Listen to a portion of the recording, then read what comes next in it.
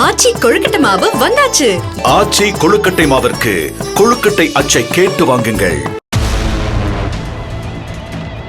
திருப்பூர் மாவட்டம் குடிமங்கலம் SSI சண்முகவேல் வெட்டி படுகொலை செய்யப்பட்ட அதே தென்னந்தோப்பிலேயே வைத்து கொலையாளி மணிகண்டனை போலீசார் என்கவுண்டரில் சுட்டுக் கொன்றுள்ளனர்.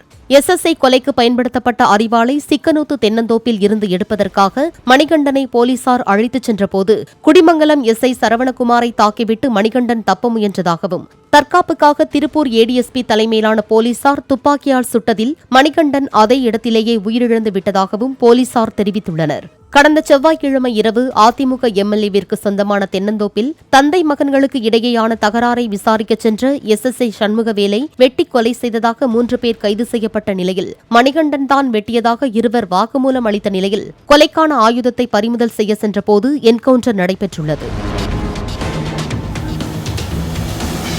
ஆச்சி கொழுக்கட்டை மாவு வந்தாச்சு.